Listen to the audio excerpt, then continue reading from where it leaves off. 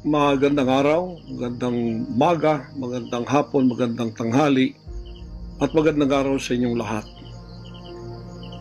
Ang pangungusap ko pong ito ay napakahalaga para sa lahat ng mga kababayan nating Pilipino na makikinig at manonood sa akin, although hindi nakikita ang mukha ko. Ito po si Pastor Apollo Kibuloy, ang appointed Son of God ng Kingdom of Jesus Christ, the name above every name. Sana po press conference ang tatawagin ko ngayon. Pero dahil nanganganib ang buhay ko, ay hindi po muna ninyo makikita ang aking pagmumukha. Ang akin lang po munang boses ang inyong maririnig. Mahalaga po ito na sasabihin ko sa inyo. Mga kababayan, mula po noong 2018, ako ay linigalig na at ang aking kongregasyon na walang dahilan ginawan kami ng kaso doon sa bansang Amerika. Sumunod kami sa batas. Kung kami may mga sinabi ng violations na hindi pa napatotohanan, yan po ay nasa kanilang federal court na. Kumuha kami ng 20 lawyer upang pag-usapan ang lahat ng kanilang akusasyon, which is about 43 counts. Lahat po yan ay mayroong 20 lawyers na nakatutok at meron na po kaming depensa. Naghihintay po ang aking mga lawyer sa Amerika at sa Pilipinas na simulan ang trial. Mulang 2018, pinospon. Ginawan 2020, pinospon. Ginang 2022, pinospon. 2021, ganun din. 2023, sana ay popospon. Pinospon pa rin. Ngayon, hindi na po papayag ang judge. November 5, 2024, talaga pong itutuloy na. Ngayon, ako naman nandito sapagkat indicted din ako. Sealed indictment pa nga ng 3 taon, hindi ko alam ako indicted ako. So anytime pupunta ako doon, pupusasan na ako, hindi ko alam. Pero salamat naman sa Panginoon Diyos sapagkat hindi na ako pumalik doon at hindi nangyari yon. So dahil kasama ako sa kaso ng aking mga workers na mga 9 o 8 kami lahat, ako yung number 1 na principal. Okay lang, sapagkat ako naman ang leader ng kingdom at ako talagang target nila. Sa anong paraan ginawa kami ng kasong hindi namin alam at mga kumuha sila ng witness, handa na po kaming lahat ng aming depensa, lahat ng aming documents, ng aking mga lawyers, US-based lawyers, handang-handa na po kami. Pinopospon nila palagi, pero ngayon hindi na. Ngayon, ako dito sa Pilipinas, dahil nandito na ako nung dumating yung mga kasong yan, hindi ako lumaya sa Amerika, kundi dumating ako dito, wala pang kaso. Kinasuhan ako ng naka-sealed indictment, hindi na ako nakabalik doon, pero nandito na ako sa Pilipinas. So hindi po ako tumakas. Ngayon, dahil nandito ako, I will use my constitutional rights for extradition na siyang treaty ng ating bansa. Yan po ang iniintay ng mga lawyers ko dito sa Pilipinas at sa Amerika. Iniintay namin ang request ng US Embassy sa Department of Foreign Affairs. Hindi po dumating.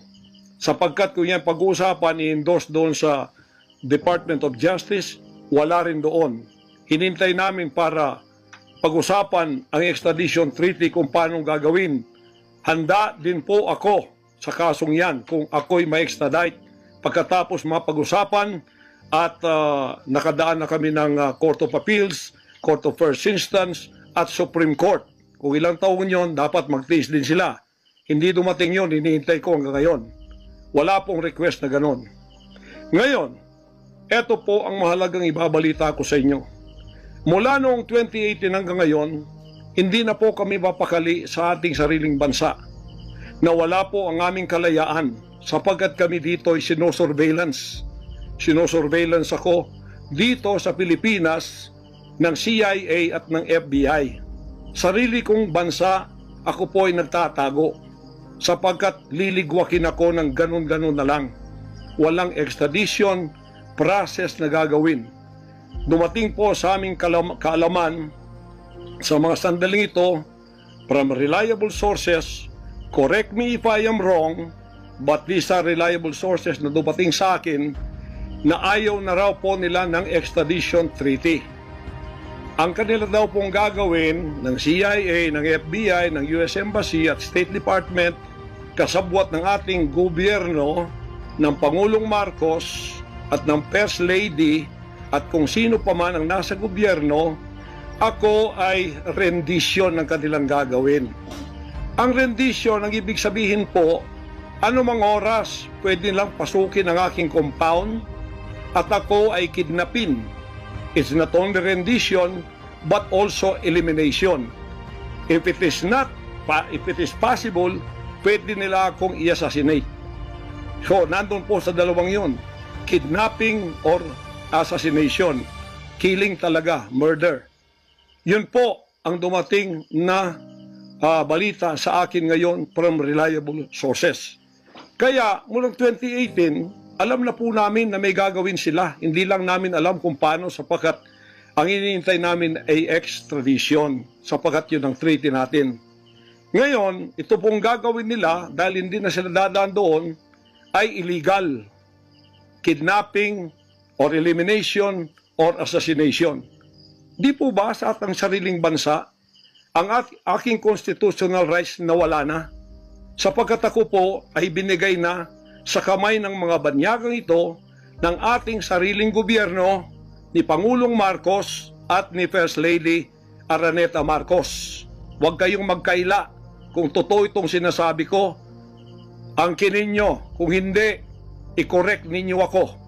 Sapagkat ang buhay ko ngayon ay nanganganib. Kahit mukha ko, hindi ko pwedeng ipakita sa inyo.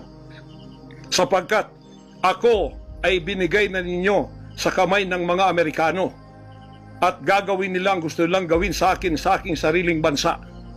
Ang aking 11 compounds, araw-gabi, sinosurveillan ng drone.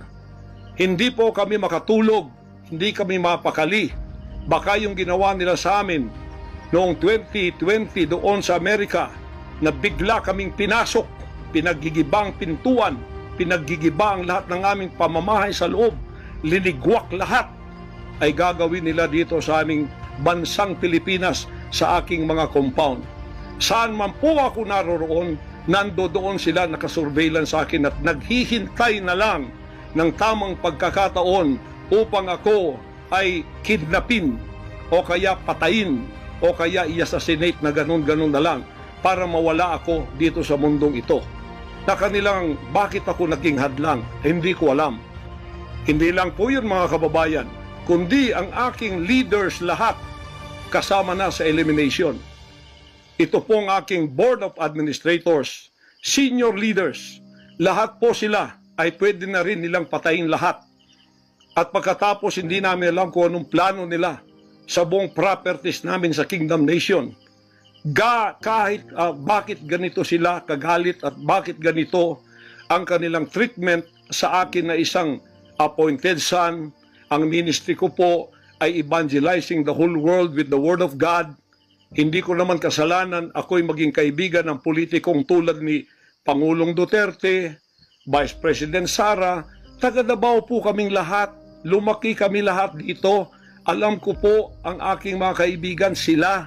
Lumaki kami, mayor namin yan, prosecutor pa, naging congressman, naging president. Yan po ang aking pakikipag-ugnayan for nation building. Wala akong ibang interest sa bansang ito, kundi ang pagunlad. Ngayon, ako po ay inuusig. Ako po ay ginigipit. At ako po ay sinasaktan sa lahat ng paraan ng mga false accusation, false allegations na ayaw naman nilang pumunta sa korte. At pagkatapos, ayaw din nilang ipaharap itong mga false accusers na pinaggagawa nila to destroy my reputation para idamay sila Duterte family doon sa kapupuntahan ng mga investigasyong walang kakwenta-kwenta. Hinamon ko na kayo, punta kayo sa korte. Ayaw ninyo, ikaw, Risa Hontiveros, ikaw, kayong tatlo dyan, na nasa kongresong puro leftist. Hinahamon ko kayo, sabi ko, pumunta kayo sa korte sapagkat ang SMNI walang kasalanan, ginurgur ninyo sapagkat idinadawit ninyo kami sa politika. Nalis ninyo ang aming malayang pagpapahayag, ang aming press freedom, pati ang liberty ko na, ang aking freedom, ang aking constitutional rights. Wala na po. Palagi kaming nagtatago. Palagi kaming lumilingon sa likod namin sapagkat hinahabol kami. Nakapalibot sa amin ng mga CIA, alam namin yon. FBI nandyan din. Pinag-usapan na ito dyan sa State Department. At ang reliable sources dumating sa akin. Ang ulo ko po ngayon, may patong na $2 million or 100 million pesos ang ipinatong sa ulo ko. Baka yan ay madagdagan pa kung may maunang makapatay sa akin.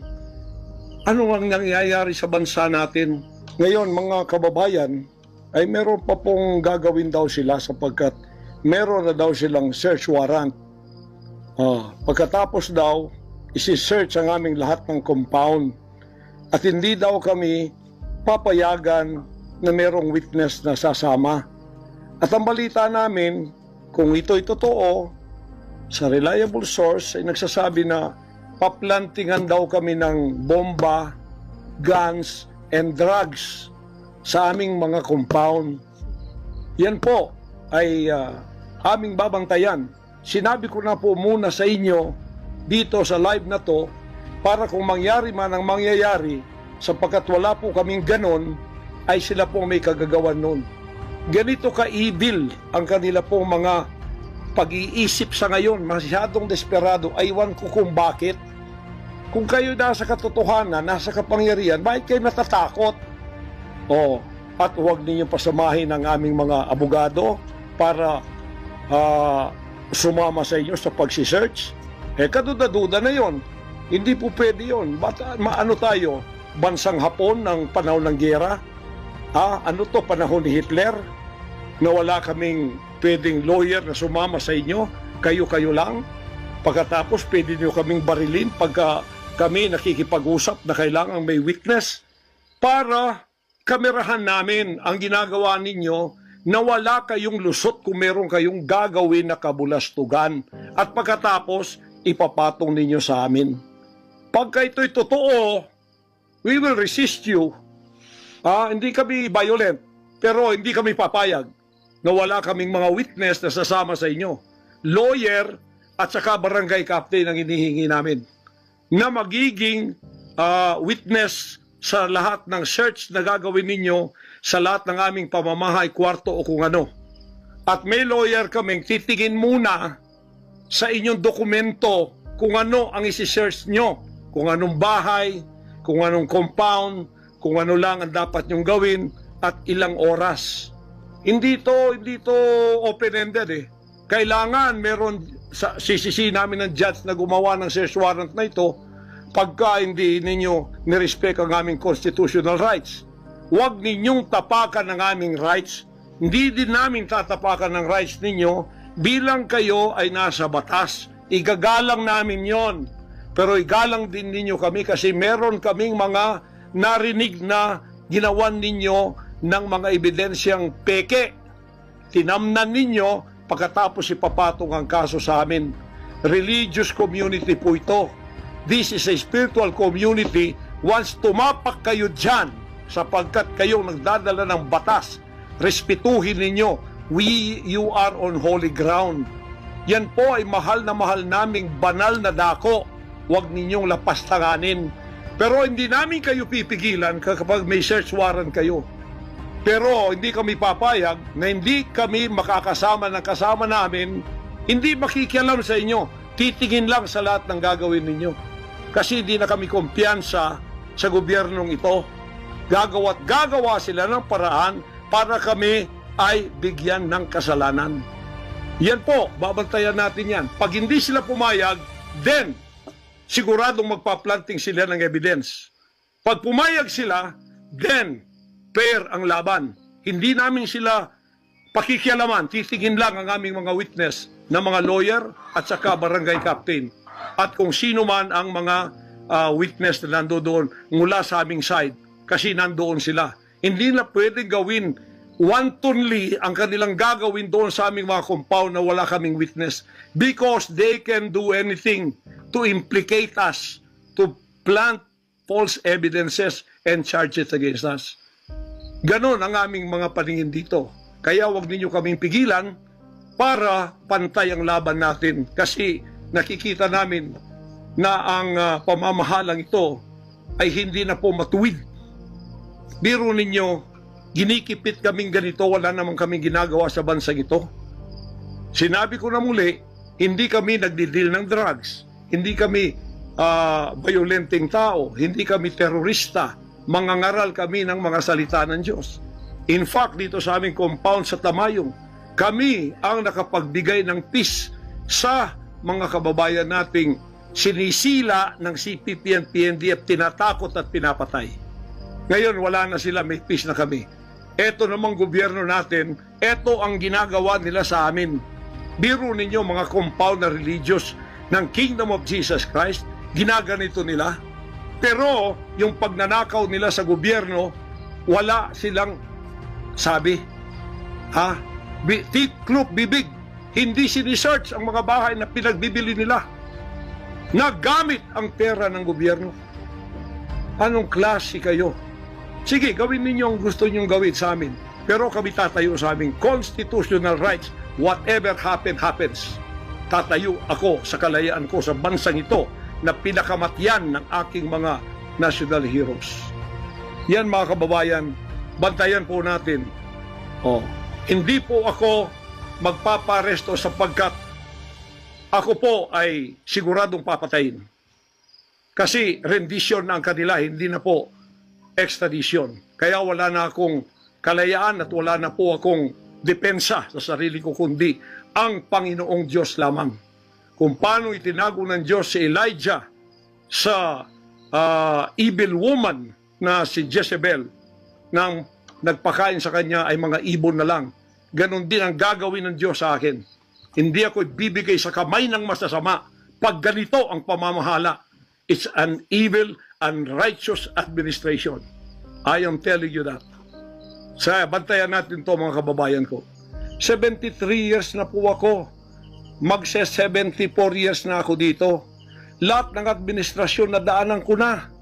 Lahat ng mga naging pangulo, mula kay Diosdado Macapagal, mula po sa maliit pa ako kay Magsaysay, kay Carlos P. Garcia, kay Diosdado Macapagal, kay Marcos Sr., kay Cory Aquino, pagkatapos kay Ramos, pagkatapos kay Gloria Macapagal, pagkatapos kay Erap, pagkatapos kay Ramos, pagkatapos si Aquino, Noynoy, pagkatapos ang ating Pangulong Duterte. Wala po kaming nadaanan ganito, na ginikipit kami sa aming sariling bansa ng mga dayuhan. Nakasabwat ang ating pamahalaan na aking sinuportahan pa naman noong nakaraang eleksyon. Tandaan mo, President Bongbong Marcos, First Lady Lisa Marcos, pati ikaw, Martin Romualdez, hindi kayo dyan ngayon kung hindi kayo tinulungan ng SMNI at ng buong sangkatauhang Pilipino. Naniwala sila sa amin sapagkat ang SMNI lamang ang may credibility noong panahong yon hanggang ngayon. Ngayon, anong ginawa ninyo? Pinaggagawan ninyo kami ng kasalanan, inilagay ninyo kami sa kahihiyan, pagkatapos ibinilanggo pa ninyo ang dalawa naming mamamahayag, pagkatapos inaapi ninyo kami ng ganito-ganito lang. Ang aming pong tolerance, it has come to the rim. Our tolerance has been to the roofs already. Alam ninyo, hindi na po biro itong nangyayari sa bansang ito. Kung pababayaan po natin ang ganitong mangyayari ng mga dayuhang tulad ng Amerikano, CIA, FBI, State Department, US Embassy, gigipitin tayo with the connivance of our own President and First Lady and other members of the Congress. Kung pababayaan natin ito, nangyayari sa isang Pilipinong tulad ko na gumagawa ng kabutihan, trying our very best para makatulong kami, humanitarian, Children's Joy Foundation, dinemonize kami, kinriminalize kami. Biro nyo, ginagawa niyo dangerous criminal organization ang Kingdom of Jesus Christ. Buong sanlibutan ang akin pong 38 years na munga ng mga 6 hanggang 7 milyong kaluluwa na niwala sa katuwiran at nagbago ang buhay. Ngayon, ginaganito niyo ako ng dahil sa inyong politika na ang aking itinataas naman ay mga lider na tama tulad ni Duterte. Kasalanan ko ba yun na maniwala ako sa isang lider na matuwid at akin siyang itaas?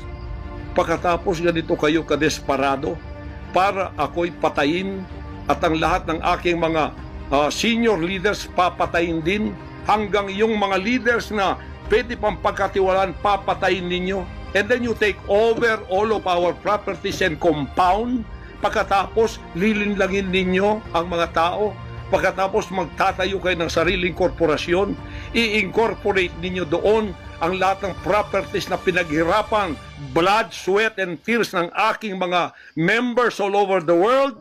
Tapos biglang-bigla ililipat ninyo doon sa inyong bagong korporasyon, at pagkatapos itataas ninyo ang kamay ng isang tao tulad ni Bandari at sasabihin niyo, ito ang leader ninyo ngayon. Ano ang Kingdom of Jesus Christ? Political government? Hindi po ganon.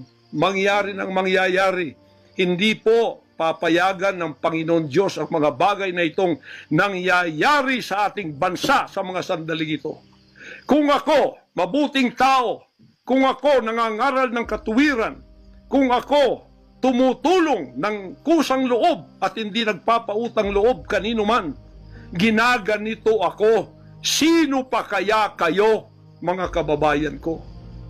Bumukas na po ang mata natin, magkaisa na tayo at alisin ang evil administration na ito na siyang ginagamit ng masamang espiritu upang ang kadiliman ay bumalot sa buong bansang Pilipinas. Alam ko, mahal ninyo ang Pilipinas, mga Pilipino. Naghihintay lang tayo ng tamang pagkakataon. Meron pa bang ibang pagkakataon? Tingnan niyo nangyayari sa Kongreso. Tingnan niyo yung korupsyon. Tingnan niyo yung droga. Mismong ating presidente, mismong kanyang pamilya, inakusahang druggists, inakusahang mga drug addicts. Wala tayong ginagawa. Mismong Pangulong Duterte na nagsabi niyan. Mismong naririnig natin araw-araw, durugista siya. Pagkatapos, kami pa ngayon ang inaapi-api sa aming paglilingkod. Pagkatapos sila ay mga kriminal na nakaupo dahil may kapangyarihan. Kami ngayon ang liligwakin nila.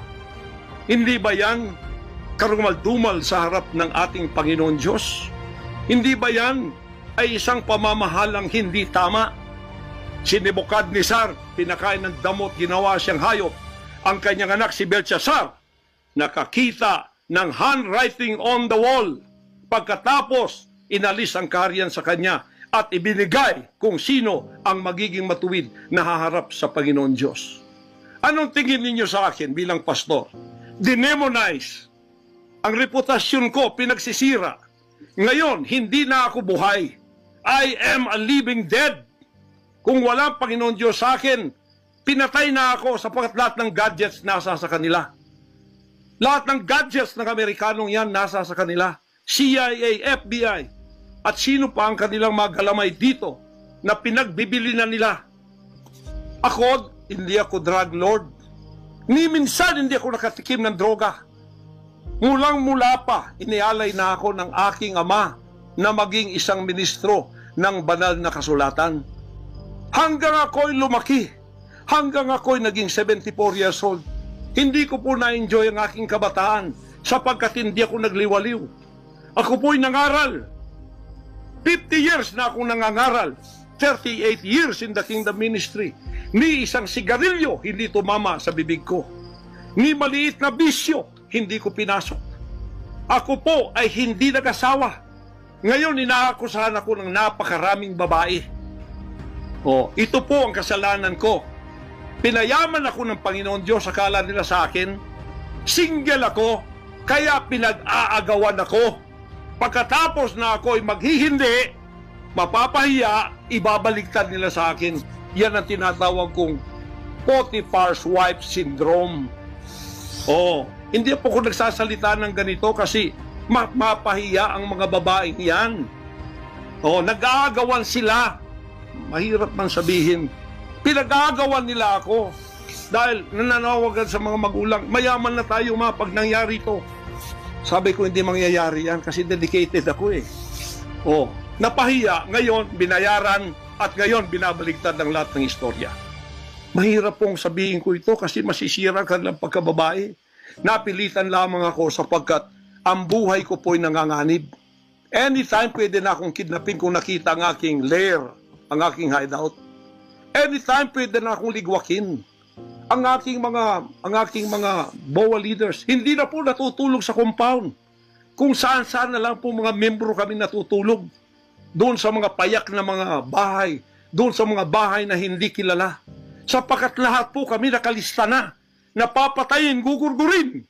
Wala po silang takot kasi nasa kanila daw ang kapangyarihan. Mahal kong kababayan, nagtatago ako sa sariling bansa. Sariling mga compound namin na pinaghirapan. Hanggang sa kami na ako saan nagpapalimos. Pero yung amin pong sinusulisit, tingnan ninyo ang humanitarian na ginagawa namin. Ni 5 wala kaming ninanakaw. Yung mga volunteers ko, walang sweldo. Araw at gabi. Sapagkat nakikita namin ang mga kabataang Pilipino, pinabayaan ng mga politikong yan. Kami po nagsasacrifice para mapakain sila, mapaaral na wala pong bayad. Pagkatapos, ang kababayan nating nalipusta, kalamidad, walang tumutulong. Kung may tumutulong man, politika at may kabayaran. Nagtitiis po kami sa mga pag-alipusta. Sa paninira, inaangkin namin yung kasi malaki ang ganti namin sa langit. Ngunit pagka nakasalalay na ang ating mga kalayaan, lalo na sa kamay ng mga banyagang ito, na wala naman tayong ginawang masama sa kanila, tumutulong pa ako sa Amerikang yan. Nagdodonate ako doon sa malalayong lugar tulad ng Apalachian na hindi nakapag-aral ang mga bata. Bumili kami ng napakalaking library para sila'y makapag-aral. Mga Amerikano po yan. Kinikilala ba nila yon? Kung nagseselo sila sapagkat ako'y umusbong sa bansang Amerika, problema na po nila yon. Kung ako'y binigyan ng ama ng isang sasakyang panghimpapawid para hindi ako madelay sa aking worldwide na gawain, kasalanan ko ba yon? Kung ako binigyan ng pampalipad na helicopter dito para mapuntahan ko lahat ng aking satellite sa buong Mindanao, Pilipinas, kasalanan ko ba yon? Kasalanan ko ba na ako'y magkaroon paralan para makapag-aral ang mga bata na walang bayad? Kasalanan ko bang mayroong SMNI para hindi mabayaran? At pagkatapos itong salot na CPP-NPA na marami pinatay ng mga members ko, ministro, at iba pang mga inosenteng Pilipino for 54 years ay magsasalita ng katotohanan na hindi natatakot. Ngayon kami ang tinatakot ninyo, nililigwak ninyo. Anong klase kayo? Kung hindi kayo tatayo ngayon, mga kababayan ko, sapagkat ako'y living dead na, wala nang kwenta itong buhay ko, iaalay ko ito sa bansang Pilipinas. Ako ang mamumuno upang tayo ay magkaroon ng kalayaang muli. Unang-una sa akin, sa aking kababayan, sa Kingdom Nation, sa aking mga leaders na papatayin din, at sa lahat ng Pilipino nagmamahal ng kalayaan. Tatayo ako! At ako ang mamumuno sa bansa ito para sa katwiran at takot sa Diyos, para ibalik ang ating kalayaan at ang ating kaligtasan mula sa kamay ng mga banyaga na pinakabatyan ni Rizal de la Bonifacio. Gayon ang panahon ng pagtayo. Ayaw ko pong gawin ito. Hindi ako politiko. Ang misyon ko ay isang pastor, isang alagad ng Diyos. appointed son, magligtas ng kaluluwa. Ngunit hindi nyo kinilala yun. At ngayon sinisikil ninyo ang aming kalayaan na ma-enjoy namin ang labor namin for 38 years. Blood, sweat, and tears. Ang gabi ginagawa naming araw.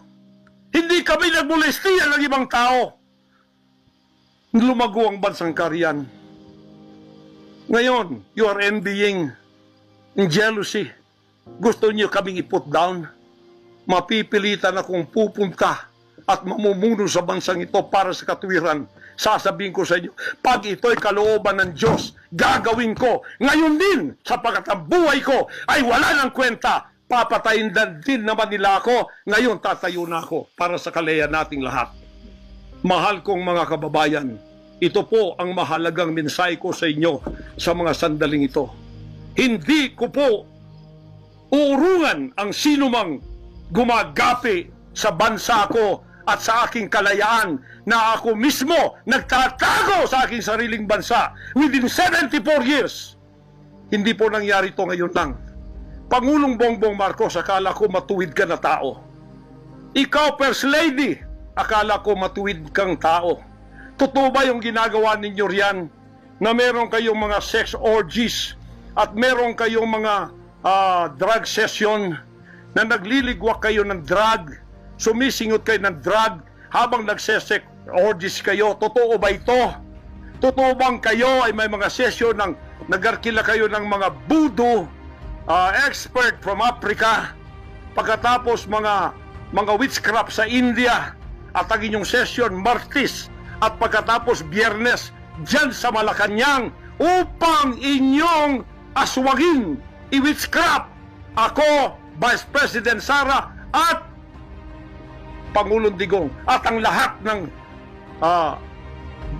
tutol sa inyong paglilingkod. Biro ninyo, naging demons na kayo. Nag-devil worship na kayo kung totoo man ito. Nag-devil worship na kayo kung totoo man ito. Para lang kayo ay manatili sa kapangyarihan. Para lang kayo ay humawak ng aming pera ang hindi ninyo pinaghirapan. Kami po ay nagbibigay ng taxes. Lahat ng aking kingdom materials from China, may taxes lahat yan. Milyon-milyon ang aming binabayad. Ngayon, ginagawa pa ninyo sa amin ito? Matuwid ba kayo? President Bongbong Marcos, Lisa Marcos, makinig kayo. Totoo ba na gumawa kayo ng aksyon kasama ng FBI na ako ay nyo nang ipaligwak at binigay sa kanilang kamay? Kaya't sila'y gumagawa ng ganito with impunity sa aking sariling bansa. Kung ganyan ang ginawa ninyo, I will not honor you. I will not respect you because you did not honor me and you did not respect me. You are no longer worthy to be our trusted leader. Mabuti pa, hanggang maaga pa, Bongbong Marcos, Lisa Marcos, Martin Romualdez, bumaba na kayo sa posisyon. Mag-resign na kayo sapagkat hindi hihinto ang tinig na ito habang naririyan pa kayo. Mga kababayan, tatayo ako sapagkat patay naman lang din ako. Tatayo ako hanggang buhay pa, hanggang may hininga pa ako para sa natitirang buhay ko ay magkaroon naman tayo ng boses at magkaroon ng kahit munting kalayaan na lang mula sa mga banyaga na kasabwat ang mga makapiling Pilipinong ito na itinayo natin sa kapangyarihan. Akala natin ay maasahan natin sila. Mga demonyo pala. Sorry to say that, but that is the truth. If that is not the truth, then tell me. And you cannot judge me. You cannot condemn me. I am dead already. I am a living dead in your book. CIA, FBI, State Department, USA. Gawin ninyong gusto ninyo. Ngayon na nakapagsalita na ako, lalantad na ako. Hindi na ako natatakot. Ako ay handa sa glorification. Kung ang glorification ko ay mangyayari maging glorified body ako, hindi ko tatablan ng bala. O kaya, tatablan pa ako sapagkat hindi pa nangyari yun. Handa na akong humarap sa mga bala ninyo. Basta't ito ay nasabi ko na sa social media. Huwag ninyong ligwakin ito para sa bansang Pilipinas ito. Mahal ko po kayong lahat. Pagpalain natin ang ating bansang Pilipinas. Pagpalain tayo ng ating buting Diyos. Pagpalain at ipigay natin ang lahat ng kapangyarihan sa Kanya. At tandaan ninyo ito, hindi mananaig ang kadiliman sa bansang ito habang may boses na ganito. Sumunod po kayong lahat at tayo ay magkaisa ngayon para itaas ang bandila ng kalayaan ng ating bansang ibinigay ni Rizal ang kanyang dugo. Ibinigay ng ating mga heroes ang kanyang dugo. Ngayon, itong mga slaves na to ay hawak ang liig nila ng mga banyaga at tayo ay ipinagbili na sa kanila. Hindi ako papayag hanggang ako'y may buhay at hilinga. Total, patay naman din ako sa inyong libro. Okay na ako sa buhay ko. Masaya na ako. Meron na akong accomplishment. Handang-handa naman ako pumunta ng langit noon pa. 50 years ago, I was ready to go to heaven because I have been there thousands of times and I saw my mansion there. Nandito lang ako para sa aking bansang Pilipinas, para sa kaligtasan ng mga kaluluwa sa buong sanlibutan. Yun lang ang dahilan kung bakit ako narito. Pero natatakot mamatay? Hindi po. Sapagkat ako'y nasa Kanya at siya'y nasa akin. Ano man ang mangyayari sa akin tulad ng aking amang si Jesus Christ, ipinako sa krus, ay handa po akong mag-alin ng aking buhay sa isang worthy cause na sinasabi ko dito. Magandang gabi po, magandang araw sa inyong lahat. Hanggang dito lang, pagpalain tayo ng ating dakilang Ama. Sa Kanya lahat ang kapurihan at ang kapasalamatan at ang kaharian magpakailanman ay mananaig dito sa ating bansa at sa buong sanlibutan. To God, our Jesus Christ, be the glory forever. Amen.